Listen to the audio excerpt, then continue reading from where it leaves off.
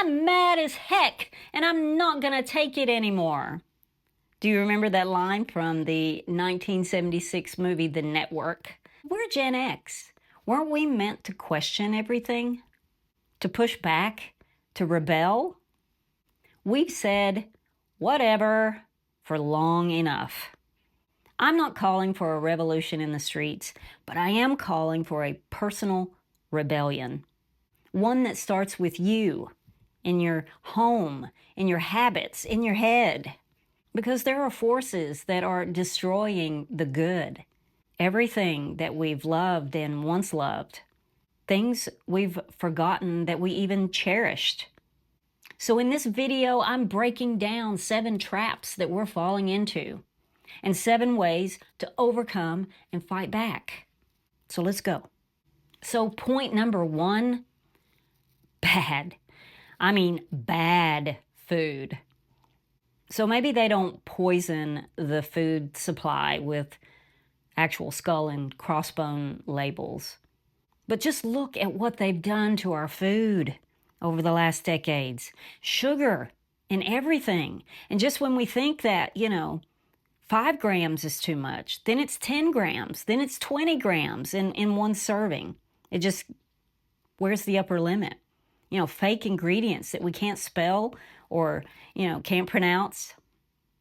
It's convenience over nutrition and dopamine over nourishment. The next time you pick up a packaged snack, just read the ingredient label and just try to imagine each single one of those ingredients laid out before you in a pile on your table. Would you eat that? Would that look appealing to you? Let's take one example.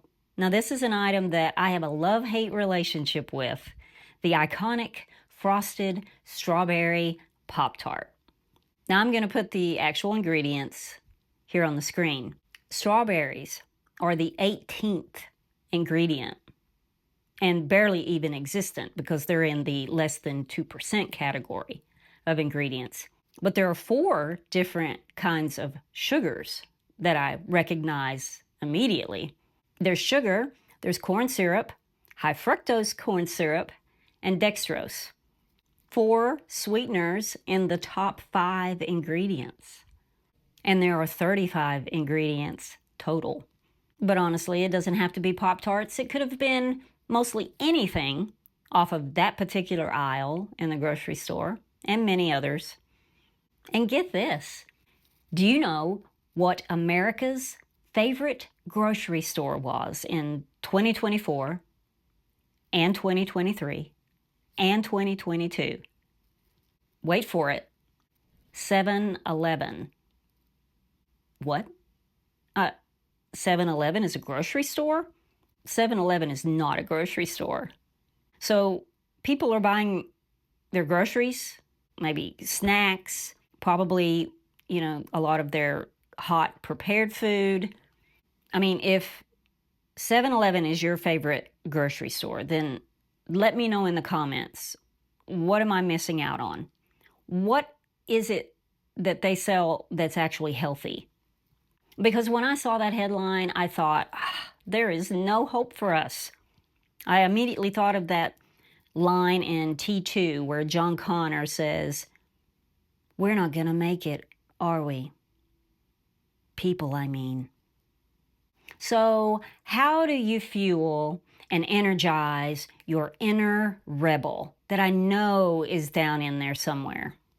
First, just start thinking of super processed foods and fast foods. Think of it the way it really is. It's gross, it's addictive, and it's so damaging to our health. Just think of it as poison in a package. And you don't need to be a gourmet chef, but just start cooking more meals at home. Now, I have a relative who is in his early 60s, and all he knows how to do is grill. Just grill everything. But he has this set schedule that he has followed for years. Monday night is burgers. Tuesday night is salmon. Wednesday night is chicken. and so forth. And he has every night, he's a big meat eater, accounted for, and he loves it because he knows exactly what to buy at the grocery store. And he just mixes the sides up a little bit every week. But it works for him. That's the rebellion right there. Okay, point number 2 that I want to make is constant stimulation. We are rarely ever off in our waking hours. We're always connected. I know. I'm there with you on that one. There's no opportunity left to just daydream or reflect or even be bored. And it's no wonder we're all stressed out. But here's some medical facts. Our nervous system has 2 parts. There is the sympathetic and the parasympathetic. And think of the sympathetic as the gas pedal and the parasympathetic more as the brake. There is no good or bad. They're both very essential to our lives.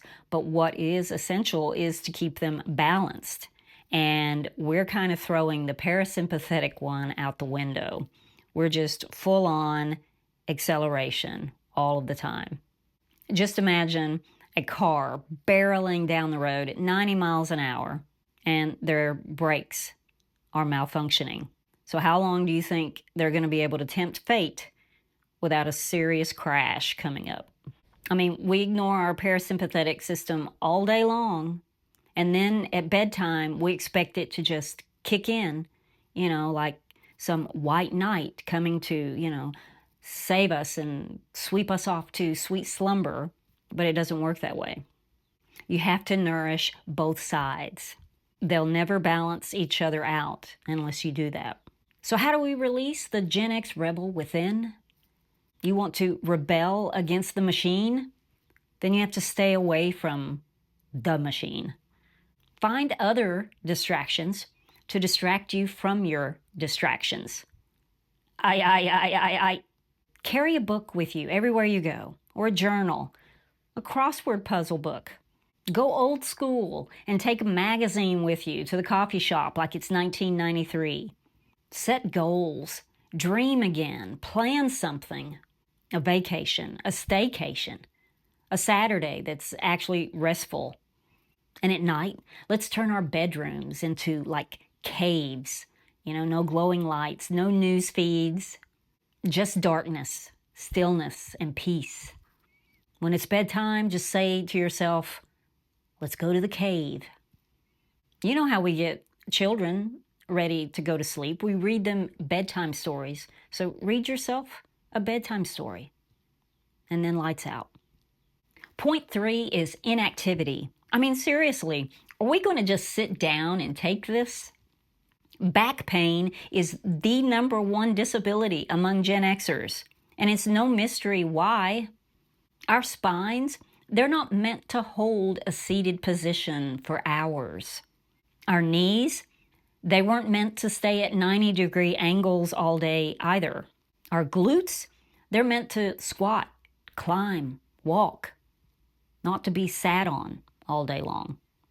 So we have premature joint and back pain, decreased strength, weaker hearts, weight gain, metabolic dysfunction, loss of mobility and independence, and shorter lifespans.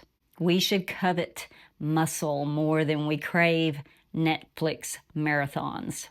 And with a rebel yell, we can take action. Now, in the last point, I asked you to slow down and watch the world go by without a screen in your face. But now I'm asking you to take a stand. Literally. Stand up and stretch. Stand up and move. Stand up and walk. Feeling good, feeling strong, it isn't free. And it's not guaranteed. Stand up tall, strong, and determined. Even if it's just for a few minutes at a time, it counts. Movement isn't optional. It's survival. Don't lie down for this. Okay, point number 4 is we medicate the symptoms. Now, no one cares more about your health than you do. Now, let me say this clearly up front. I am not anti-medicine. I'm not telling anyone to stop taking their medications. This is more about ownership and asking questions. The truth is that we've been trained, yes, trained, to treat symptoms, not the real cause. Why? Because symptoms are loud. They disrupt our lives. They get our attention. And often, that's where the healthcare system stops at just treating our symptoms, supposedly just giving us what we want. But relief isn't the same thing as healing. And in a lot of cases, we don't even know the root cause. Take type 2 diabetes, for example. Most people are diagnosed with it when their blood sugar is running really high. But high blood sugar is just a symptom. The real issue is usually insulin resistance. And that's when our body has been fighting that high elevated blood sugar for years. Behind the scenes, it's been pumping out all that insulin to try and take care of it. And over time, our bodies get resistant to it. Now, if the healthcare system was testing for insulin levels, then this could be caught a lot earlier, a lot sooner, years sooner than catching it by just testing our blood sugar. By then, it's so elevated for so many years that it's a lot harder and maybe even impossible to reverse. Why are we not testing our insulin levels when something can be done about it? That's what I mean by being proactive. Let's catch it before it gets to the point of no return. Now, here's how to be a Gen X rebel with a cause. Question everything. If you've been diagnosed with a chronic illness, research the heck out of it. And I'm not talking about just going to Google and reading the first 3 or 4 things that comes up. You've got to dig deeper. Don't just accept, the insurance provided pamphlet that they gave you at the doctor's office. Learn how your body works, why it's doing what it's doing right now. Learn the why, not just the what.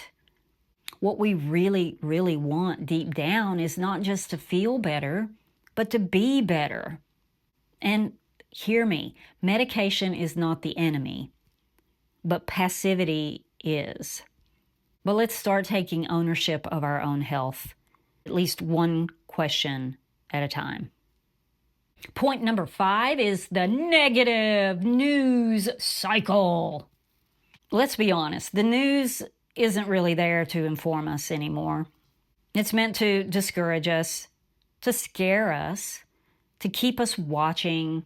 Now they've turned everything into a crisis. Everything is a mega event. And really all it is they just repeat the same 3, video reels and repeat the same 5, stats over and over and over, hour after hour. There's got to be this list of criteria that they go through before they even air it. Is it dramatic? Is it scandalous? Is it violent? Is it fearful? Now we're bombarded every day, all day, fear, outrage, repeat. It's no longer news, it's just emotional manipulation. So what's the way to flip the rebel script on this one? You want to rebel? Start your day with prayer or scripture or meditation or just silence. These things, they reconnect you with what's real. They restore peace. They build resilience. You want to stay informed? Then just skim the headlines. That's usually all you really need. Let's be clear. News is supposed to be facts, not feelings, not commentary, not pundits discussing back and forth their opposing views. That's not news. Get the facts and then turn it off and get on with your day. Okay, the 6th point I want to make is isolation. It seems that we're just going to allow human interaction to become awkward without putting up any kind of resistance to it. Connection has been replaced with comments, friends with followers, and conversations with keyboard taps. And somehow, all of that now seems normal. We've gotten used to distancing emotionally and physically. We ghost instead of explain. We label people too weird or too much so we don't have to deal with them. It's easier to scroll than to talk. It's easier to text than to call. But whether you believe in creation or evolution, it's clear humans were not made to be solitary. Having a social network can actually save your life. Take the recent deaths of actor Gene Hackman and his wife. Possibly one or both of them would still be alive today if they had had a circle of friends or family that routinely checked in on them. When we're isolated, we're easier to wear down, to discourage, to even lie to. Loneliness doesn't just feel bad, it actually drains our health and our vitality. But how do we actually rebel against this? I had to really reflect on this one because I'm an introvert, and I know how easily it is to just stay in the background, sit in the corner, quietly observing everything. I get it. But I also know that I feel better when I have real conversations with people. So knowing that, I look for shared interests with people and I exploit that. If someone I know loves gardening like I do, then I make a point to ask them, what have you planted lately? What's doing really well in your garden? How's your tomatoes? If a coworker loves history like I do, and I've watched a documentary recently, then I'm going to bring that up to them and share that with them because I know they're into it as well. And what it does is it's something that I enjoy because I'm into that topic and I know they're into that topic as well. So why not? Why not have a 5-minute or 30-minute conversation about that?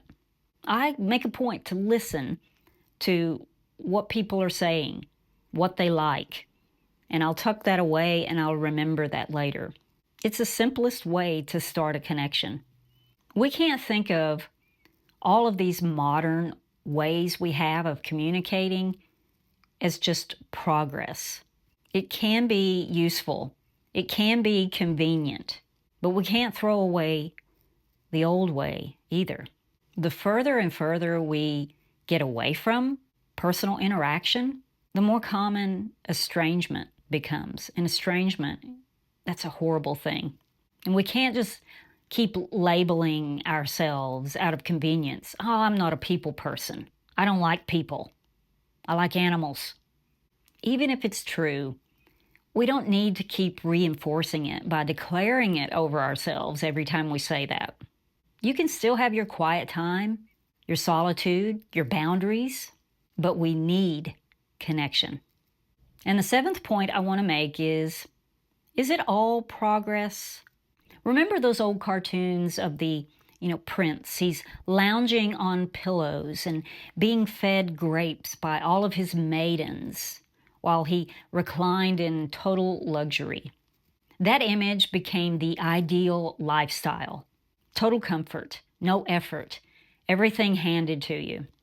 And hey, it's human nature to want ease and to crave convenience. But our modern system saw that and ran with it. Now comfort and convenience, they're marketed and packaged and delivered straight to your door.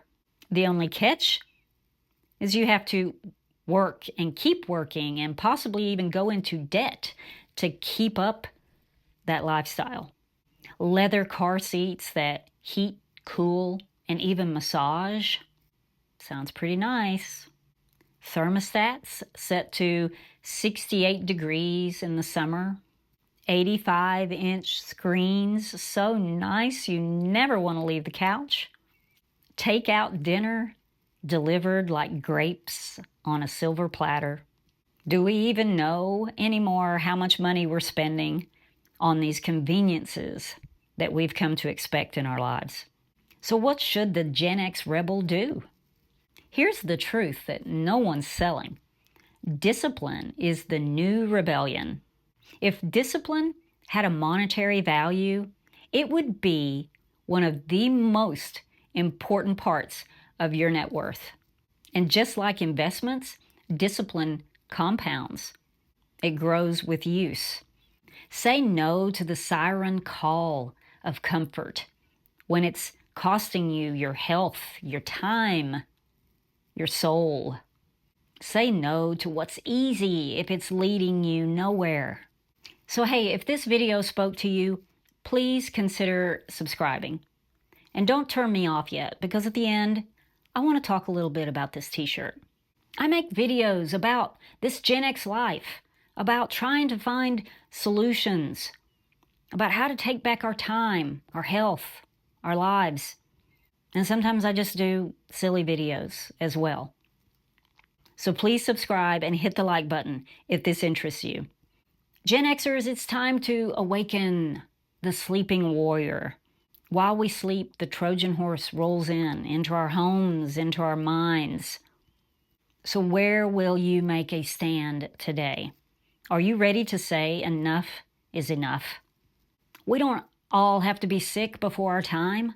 You know, I used to think that the zombie apocalypse was all sci-fi, but I don't know. I mean, the further we get along, I don't know. Are we all being turned into zombies? But really, isn't playing fetch with your dog better than scrolling Instagram? Or taking a walk and using your phone to take photos of wildflowers and weird mushrooms? Isn't that more fun than watching a rehashed news feed? You don't have to take on all 7 today. Just pick one and focus on that. And every time that you choose better, you fight back and you engage the inner rebel inside. If you need more motivation, check out this video I'll link right here on fighting back against consumer culture. Okay, so before I go, I wanted to bring up this t-shirt that you've been forced to look at during this video today. This is the original Rhythm Nation Janet Jackson concert t-shirt from 1990. And this t-shirt is 35 years old. But let me know in the comments if you got to attend one of these concerts on that tour. I remember it being just one of the greatest concerts I'd ever seen. But anyway, I hope you enjoyed this video today. I've enjoyed hanging out with you. Thanks for watching, and I will see you in the next one. Bye.